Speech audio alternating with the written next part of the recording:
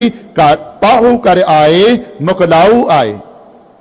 परौने आ गए ने मुकलावा लैन वाले, पर हाले भी ये घर के धंधे करन वाले कपड़े पा के जीव इस्तरी तुरी फिरदी, क्योंकि प्रवाह कोई नहीं ना।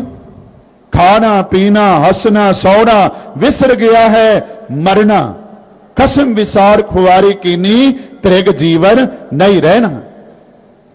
प्राणी एको नाम ध्यावो अपनी पत सेती कर जावो। प्राणी एको नाम ध्यावो। महाराज कृपा कर रहे ने, मैली अवगुण चित बिन गुर गुण ना समावनी बलराम जियो। बलराम दे अर्थ फिर ही होणगे, मेरे सोहने राम मैं तेरे तो सदके हां। मैली अवगन चित, विकारां दे करके ये चित करके मैली है, क्योंकि अवगुणा दी विकारां दी मैल अंदर लग गई। आप रोज पढ़ते हैं ना, पहला विकारां दा जिक्र किया ते मगरों अरदास की, हम अवगुण भरे एक गुण नाही, अमृत छाड़ बिख बिख खाई, माया मोह परम पै भूले, सुत दारा स्यों प्रीत लगाई। फिर आख्या एक उत्तम पंथ सुनियो गुर संगत, तिहि मिलंत जम त्रास मिटाई, इक अरदास पाठ कीरत की, गुर रामदास राखो शरणाई। अवगन मैली चित बिन गुर गुण न समावनी बलराम जीओ। ये जीव इस्तरी विकारां विच लग के विकारां दी मैल नूं धारण करके चित करके मैली होई पई। ते महाराज आखदे ने गुरु तो बगैर गुणां दे नाल सांझ किवें पवे। भाव अवगुणां तो बच सकदे हां, गुणां नाल साडी सांझ पै सकदी है जे गुरु नाल संबंध जोड़ लईए, जे गुरु नाल नाता जोड़ लईए। क्योंकि महाराज कृपा करते ने, गुरु तो बगैर गुण अंदर नहीं टिक सकते, गुरु तो बगैर गुण अंदर नहीं टिक सकते, अवगुण ही टिकणगे।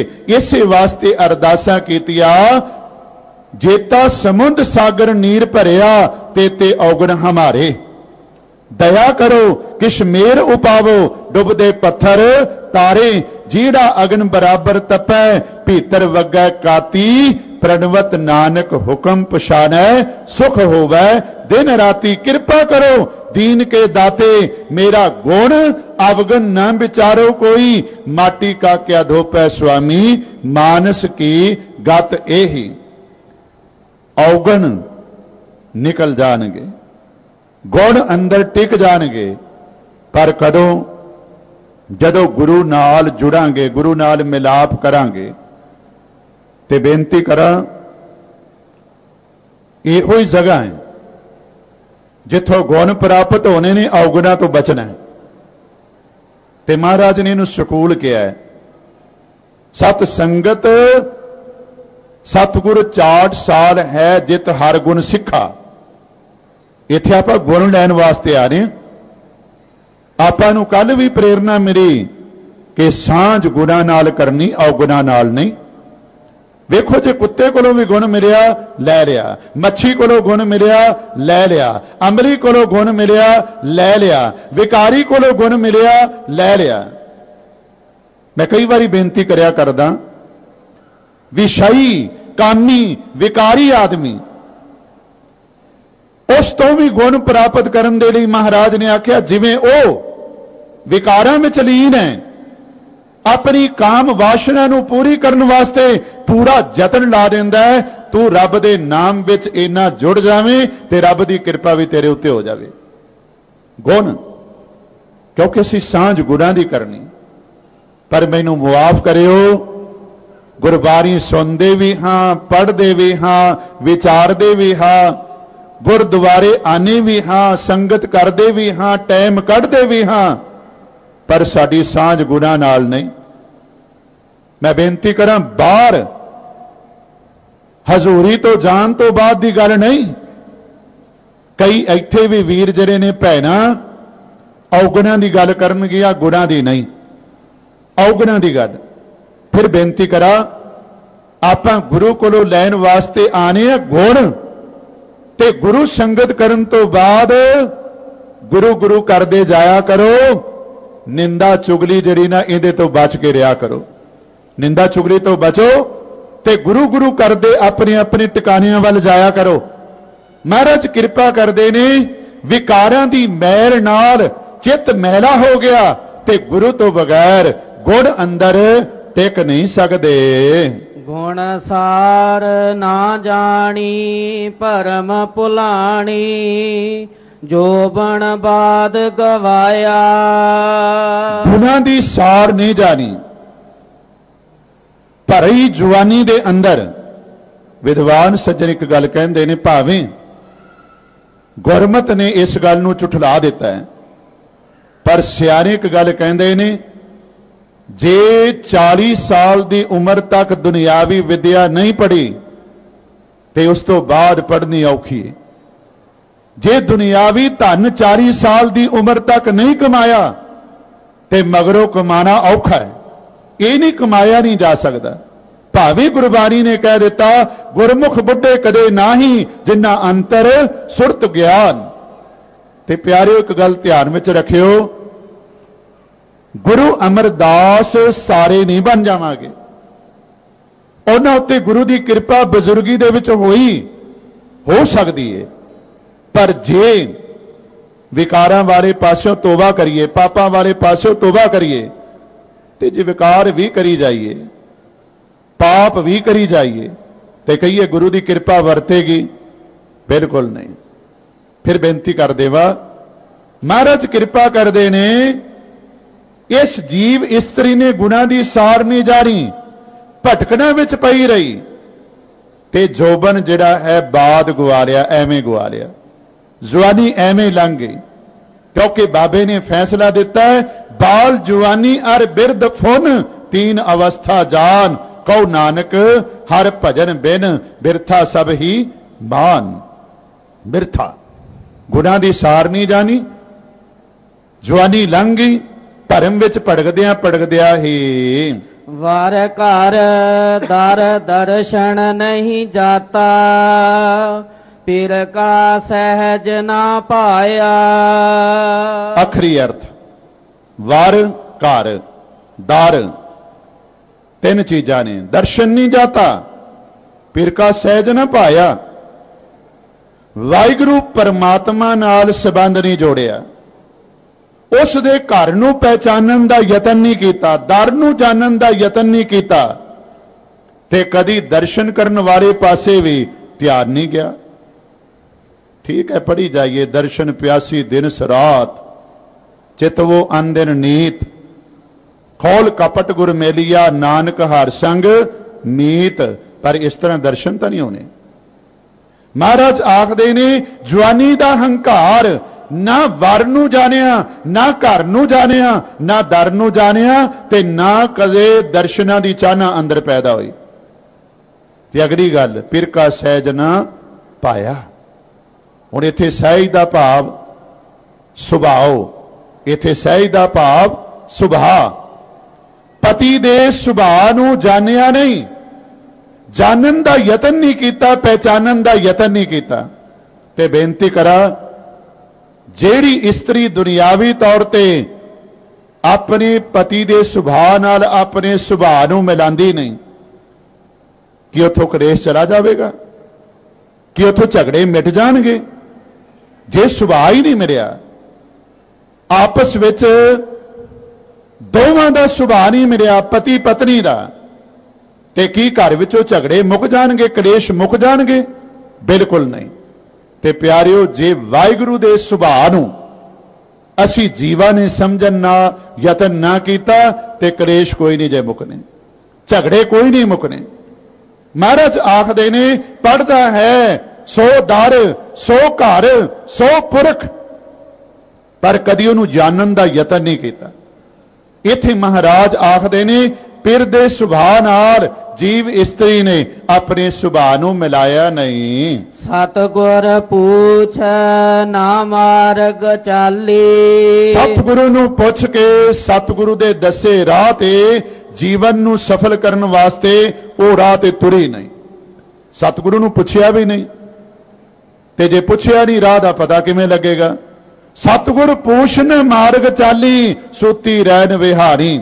ਗੁਰੂ ਨੂੰ ਪੁੱਛ ਕੇ ਜ਼ਿੰਦਗੀ ਦਾ ਸਹੀ ਰਸਤਾ ਨਹੀਂ ਅਪਣਾਇਆ, ਕਿਉਂਕਿ ਗੁਰੂ ਨੇ ਸਾਨੂੰ ਉਧੜੇ ਪਿਆ ਨੂੰ ਸਹੀ ਰਸਤੇ ਤੇ ਪਾਣਾ। ਭੁੱਲੇ ਮਾਰਗ ਜਿਨੇ ਬਤਾਇਆ, ਐਸਾ ਗੁਰ ਵਡਭਾਗੀ ਪਾਇਆ। ਪਰ ਪੁੱਛਿਆ ਹੀ ਨਹੀਂ, ਗੁਰੂ ਨਾਲ ਮਿਲ ਕੇ ਕਦੀ ਜ਼ਿੰਦਗੀ ਦਾ ਰਾਹ ਜਾਣਨ ਦਾ ਯਤਨ ਨਹੀਂ ਕੀਤਾ।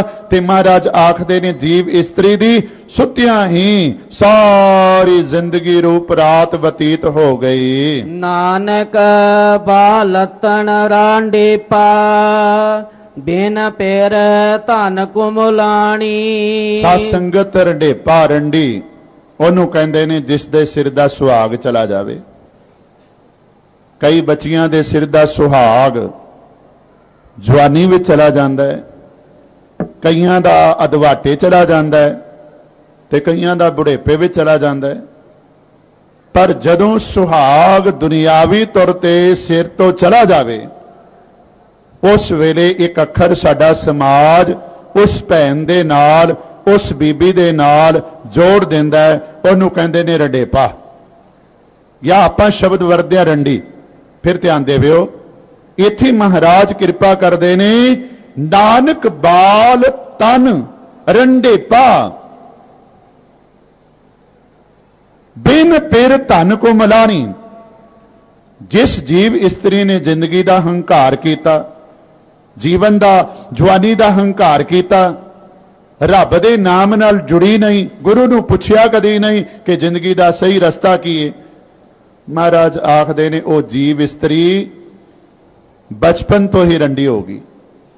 ਬਾਲ ਤਨ ਰੰਡੇਪਾ ਤੋਂ ਭਾਵ ਮੰਨ ਲਓ ਬਚਪਨ ਵਿੱਚ ਹੀ ਉਸ ਉੱਤੇ ਰੰਡੇਪਾ ਆ ਗਿਆ, ਭਾਵ ਮਾਲਕ ਦੀ ਖੁਸ਼ੀ ਤੋਂ ਵਾਂਝੀ ਹੋ ਗਈ।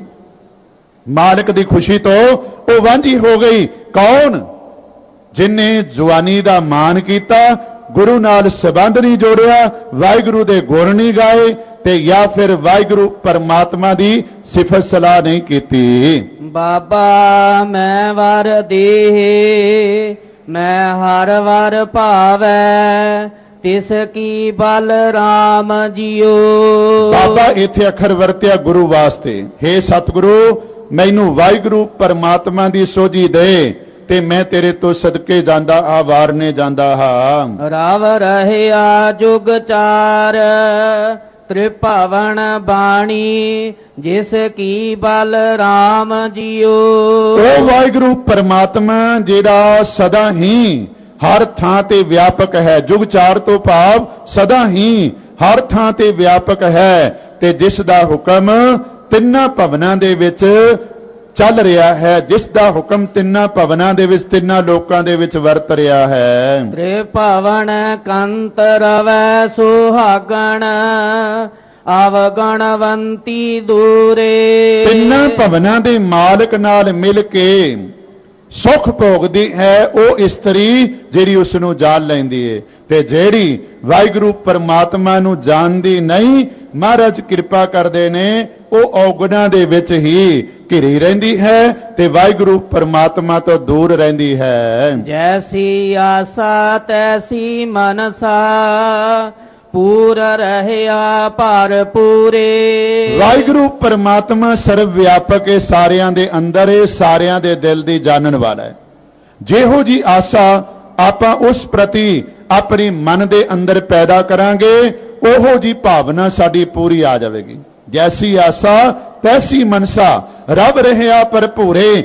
ਵਾਹਿਗੁਰੂ ਪਰਮਾਤਮਾ ਅੰਦਰ ਹੈ, ਸਭ ਦੇ ਅੰਦਰ ਦੀ ਜਾਣਦਾ ਹੈ, ਤੇ ਜਿਹੋ ਜੀ ਭਾਵਨਾ ਉਸ ਪ੍ਰਤੀ ਆਪਾਂ ਰੱਖਾਂਗੇ, ਉਹੋ ਜੀ ਭਾਵਨਾ ਸਾਡੀ ਪੂਰੀ ਹੋ ਜਾਵੇਗੀ। ਹਰ ਕੀ ਨਾਰ ਸੋ ਸਰਬ ਸੁਹਾਗਣ, ਰਾਂਡ ਨਾ ਮੈਲੈ ਵਿਸੇ। ਹਰੀ ਦੀ ਜਿਹੜੀ ਨਾਰ ਹੈ, ਜਿਹੜੀ ਜੀਵ ਇਸਤਰੀ ਵਾਹਿਗੁਰੂ ਨਾਲ ਮਿਲ ਗਈ, ਉਹਨੂੰ ਮੈਲਾ ਵੇਸ ਨਹੀਂ ਧਾਰਨ ਕਰਨਾ ਪੈਂਦਾ, ਤੇ ਸਦਾ ਸੁਹਾਗਣ ਰਹਿੰਦੀ, ਰੰਡੇਪਾ ਉਹਨੂੰ ਆਂਦਾ ਨਹੀਂ, ਕਿਉਂਕਿ ਸਾਡੇ ਸਮਾਜ ਦੇ ਲੋਕ ਜਿਸ ਜੀਵ ਦਾ ਇਸਤਰੀ ਦਾ ਪਤੀ ਦੁਨੀਆ ਵਿੱਚੋਂ ਚਲਾ ਜਾਵੇ, ਥੋੜੇ ਜਿਹੇ ਉਹ ਚੰਗੇ ਕੱਪੜੇ ਪਾ ਲੈ, ਸੋਹਣੇ ਕੱਪੜੇ ਪਾ ਲੈ, ਤੇ ਲੋਕ ਉਂਗਲਾਂ ਕਰਨ ਲੱਗ ਪੈਂਦੇ ਨੇ। ਫਿਰ ਧਿਆਨ ਦੇਵਿਓ, ਉਹਨੂੰ ਦੁਨੀਆ ਦੇ ਵਿੱਚ ਦੁਨੀਆਦਾਰੀ ਨੂੰ ਮੁੱਖ ਰੱਖ ਕੇ ਸਾਧ ਸੰਗਤ ਸਧਾਰਨ ਜਿਹੜਾ ਲਿਬਾਸ ਹੈ ਆਪਣੇ ਸਰੀਰ ਤੇ ਧਾਰਨ ਕਰਨਾ ਪੈਂਦਾ ਹੈ। ਮਹਾਰਾਜ ਆਖਦੇ ਨੇ ਜਿਹੜੀ ਇਸਤਰੀ ਵਾਹਿਗੁਰੂ ਪਰਮਾਤਮਾ ਦੇ ਨਾਲ ਜੁੜ ਗਈ, ਜਿਹੜਾ ਜੀਵ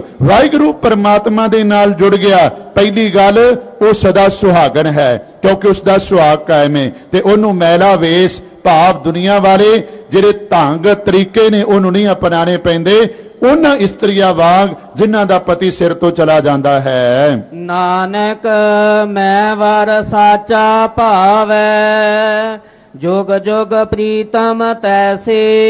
ਉਹ ਵਾਹਿਗੁਰੂ ਪਰਮਾਤਮਾ ਜਿਹੜਾ ਹਰ ਯੁਗ ਦੇ ਵਿੱਚ ਸਰਵ ਵਿਆਪਕ ਹੈ, ਜਿਸ ਦਾ ਨਿਵਾਸ ਸਾਰੀ ਜਗ੍ਹਾ ਤੇ ਹੈ। ਗੁਰੂ ਨਾਨਕ ਪਾਤਸ਼ਾਹ ਜੀ ਆਖਦੇ ਨੇ ਉਹ ਵਾਹਿਗੁਰੂ ਪਰਮਾਤਮਾ ਮੈਨੂੰ ਚੰਗਾ ਲੱਗਦਾ ਹੈ। ਬਾਬਾ ਲਗਣ ਗਣਾਏ ਹਮ ਭੀ ਵੰਨਾ ਸਾਹੁਰੈ, ਬਲ ਰਾਮ ਜੀਓ। ਬਾਬਾ ਹੈ ਗੁਰੂ, ਮੇਰੇ ਵਾਸਤੇ ਵੀ ਉਹ ਲਗਨ ਭਾਵ ਸਮਾਂ ਕੱਢ, ਮੁਹੂਰਤ ਕੱਢ, ਜਿਸ ਸਮੇਂ ਨੂੰ ਪ੍ਰਾਪਤ ਕਰਕੇ ਮੈਂ ਸਹੁਰੇ ਚਲੀ ਜਾਵਾਂ, ਭਾਵ ਪਤੀ ਦੇ ਚਰਨਾਂ ਵਿੱਚ ਮੇਰਾ ਨਿਵਾਸ ਹੋ ਜਾਵੇ। ਸਾਹਾ ਹੁਕਮ ਰਜਾਏ ਸੋ ਨਾ ਟਲੈ, ਜੋ ਪ੍ਰਭ ਕਰੈ ਬਲ ਰਾਮ ਜੀਓ।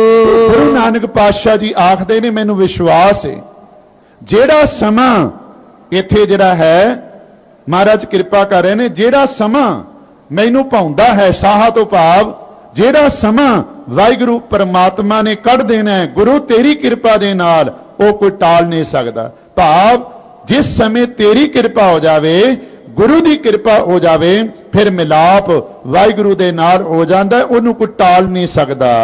ਕਿਰਤ ਪਿਆ ਕਰਤੈ ਕਰ ਪਾਇਆ, ਮੀਟ ਨਾ ਸਕੈ ਕੋਈ। ਕਰਮਾਂ ਦੇ ਸੰਸਕਾਰਾਂ ਦੀ ਕਿਰਤ ਜਿਹੜੀ ਵਾਹਿਗੁਰੂ ਪ੍ਰਮਾਤਮਾ ਨੇ ਪਾ ਦਿੱਤੀ, ਭਾਵੇਂ ਉਹ ਸੰਜੋਗ ਵਾਲੀ ਤੇ ਭਾਵੇਂ ਵਿਜੋਗ ਵਾਲੀ, ਭਾਵੇਂ ਮਿਲਾਪ ਵਾਲੀ ਭਾਵੇਂ ਵਿਛੋੜੇ ਵਾਲੀ, ਉਹਨੂੰ ਕੋਈ ਨਹੀਂ ਮਿਟਾ ਸਕਦਾ। ਜੇ ਗੁਰੂ ਚਾਹੇ, ਅਕਾਲ ਪੁਰਖ ਚਾਹੇ ਤੇ ਮਿਲਾਪ ਹੋ ਸਕਦਾ ਹੈ, ਜੇ ਉਹ ਚਾਹੇ ਤੇ ਵਿਛੋੜਾ ਪਿਆ ਰਹਿੰਦਾ ਹੈ। ਉਸ ਦੀ ਇਸ ਕਲਾ ਨੂੰ ਕੋਈ ਮਿਟਾ ਨਹੀਂ ਸਕਦਾ। ਜਾਨੀ ਨਾਉ ਨਰਹਿ ਨੇਹ ਕੇਵਲ, ਰਾਵ ਰਹਿਆ ਤਿਹੁ ਲੋਈ। ਜਾਨੀ ਨਾਉ, ਜਾਨੀ ਨਾਉ ਤੋਂ ਭਾਵ ਹੈ ਜੰਜ ਦਾ ਲਾੜਾ। ਉਹ ਕੌਣ ਹੈ? ਵਾਹਿਗੁਰੂ ਪਰਮਾਤਮਾ। ਜਾਂਝੀ ਨਾਉ, ਨਾਉ ਜਿਹੜਾ ਹੈ ਨਾ, ਇਸ ਦਾ ਭਾਵ ਹੈ ਖਸਮ, ਲਾੜਾ। ਜੰਜ ਦਾ ਮਾਲਕ, ਜੰਜ ਦਾ ਆਗੂ ਕੌਣ ਹੈ? ਵਾਹਿਗੁਰੂ ਪਰਮਾਤਮਾ। ਨਰੇ ਨੇ ਕੇਵਲ, ਨਰੇ ਨੇ ਕੇਵਲ ਤੋਂ ਭਾਵ ਜੀਵ ਸਵਤੰਤਰ ਨਹੀਂ, ਪਰ ਉਹ ਵਾਹਿਗੁਰੂ ਪਰਮਾਤਮਾ ਸਵਤੰਤਰ ਹੈ। ਉਹ ਨਰਾਂ ਦੀ ਤਰ੍ਹਾਂ ਅਧੀਨ ਨਹੀਂ, ਉਹ ਵਾਹਿਗੁਰੂ ਪਰਮਾਤਮਾ ਸੁਤੰਤਰ ਹੈ ਤੇ ਤਿੰਨਾਂ ਲੋਕਾਂ ਦੇ ਵਿੱਚ ਉਹ ਰਵਿਆ ਹੋਇਆ ਹੈ। ਮਾਏ ਨਿਰਾਸੀ ਰੋਏ ਵਿਛੁੰਨੀ, ਬਾਲੀ ਬਾਲਾ ਹੇਤੇ। ਜਦੋਂ ਬੱਚੀ ਸਹੁਰੇ ਘਰ ਵੱਲ ਜਾਂਦੀ ਹੈ ਤੇ ਮਾਂ ਸੋਚਦੀ ਹੈ ਹੁਣ ਮਿਲਾਪ ਉਸ ਤਰ੍ਹਾਂ ਨਹੀਂ ਹੋਣਾ ਜਿਸ ਤਰ੍ਹਾਂ ਰੋਜ਼ ਹੁੰਦਾ ਸੀ, ਕਿਉਂਕਿ ਸਹੁਰੇ ਘਰ ਵਿੱਚ ਚੱਲੀ। ਇਸੇ ਕਰਕੇ ਮਾਂ ਬੱਚੀ ਦੇ ਗਲ ਲੱਗ ਕੇ ਰੋਂਦੀ ਹੈ। ਇਹ ਦ੍ਰਿਸ਼ਟਾਂਤ ਦਿੱਤਾ ਮਹਾਰਾਜ ਨੇ। ਕਹਿੰਦੇ ਨੇ ਜਦੋਂ ਬੱਚੀ ਬੱਚੇ ਦਾ ਪਿਆਰ ਪੈ ਜਾਵੇ, ਬੱਚੀ ਬੱਚੇ ਦਾ ਪਿਆਰ ਪੈ ਜਾਵੇ, ਮਾਂ ਨਿਰਾਸ਼ ਹੁੰਦੀ, ਮਾਂ ਰੋਂਦੀ ਹੈ। ਇਸੇ ਤਰ੍ਹਾਂ ਜਦੋਂ ਜੀਵ ਦਾ ਪਤੀ ਪਰਮਾਤਮਾ ਦੇ ਨਾਲ ਪਿਆਰ ਹੋ ਜਾਂਦਾ ਹੈ ਤੇ ਫਿਰ ਮਾਇਆ ਰੋਂਦੀ, ਫਿਰ ਮਾਇਆ ਰੋਂਦੀ।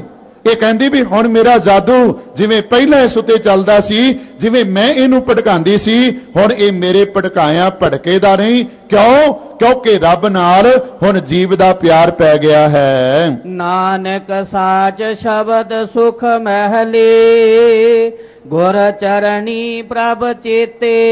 ਤੇ ਗੁਰੂ ਨਾਨਕ ਪਾਤਸ਼ਾਹ ਜੀ ਕਿਰਪਾ ਕਰਦੇ ਨੇ, ਐਸੀ ਜੀਵ ਇਸਤਰੀ ਗੁਰੂ ਦੀ ਕਿਰਪਾ ਦਾ ਪਾਤਰ ਬਣ ਕੇ, ਅਕਾਲ ਪੁਰਖ ਦੀ ਕਿਰਪਾ ਦਾ ਪਾਤਰ ਬਣ ਕੇ ਹਮੇਸ਼ਾ ਸੁੱਖ ਵਿੱਚ ਟਿਕਾਣਾ ਕਰਦੀ ਤੇ ਵਾਹਿਗੁਰੂ ਪਰਮਾਤਮਾ ਦੇ ਚਰਨਾਂ ਨਾਲ ਜੁੜ ਕੇ ਉਹਨੂੰ ਚੇਤੇ ਕਰਦੀ ਰਹਿੰਦੀ ਹੈ। ਬਾਬਲ ਦਿਤੜੀ ਦੂਰ ਨਾ ਆਵੇ, ਘਰ ਪਈਐ ਬਲਰਾਮ ਜੀਓ।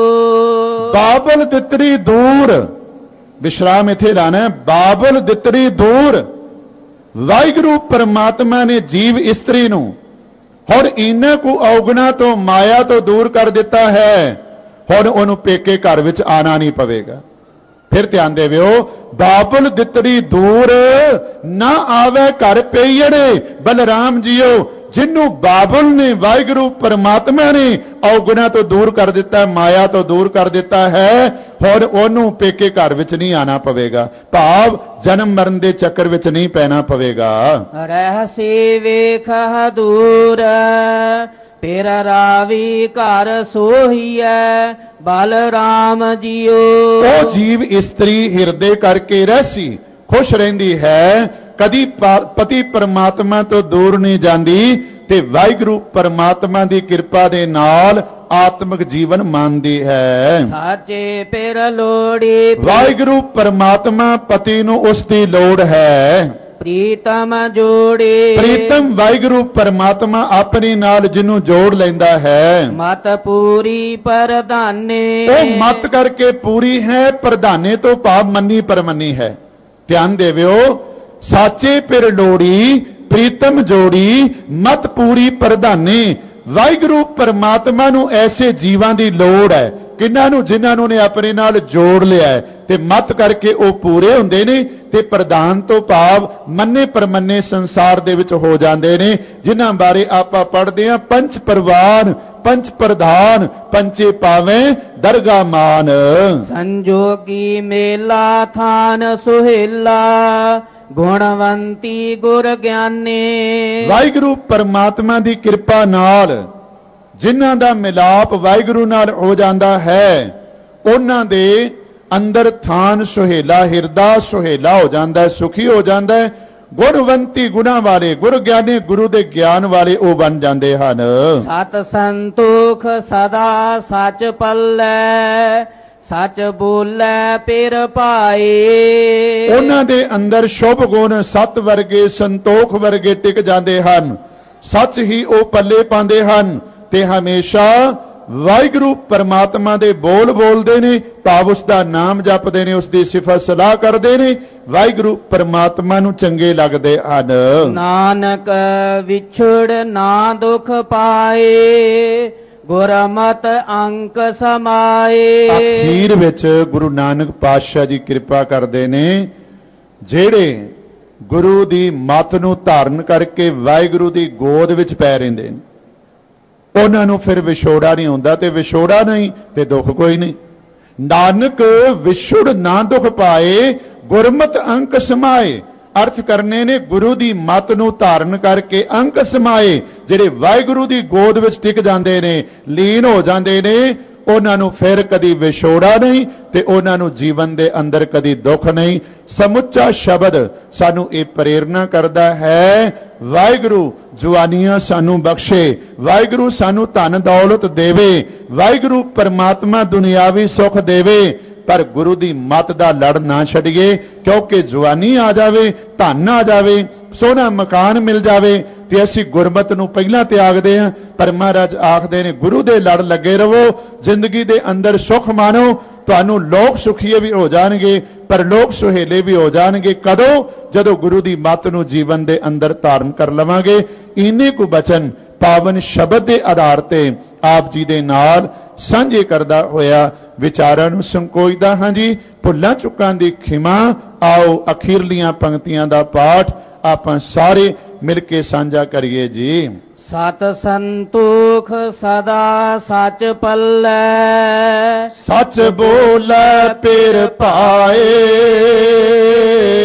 ਨਾਨਕ ਵਿਛੜ ਨਾ ਦੁਖ ਪਾਏ, ਗੁਰਮਤਿ ਅੰਕ ਸਮਾਏ।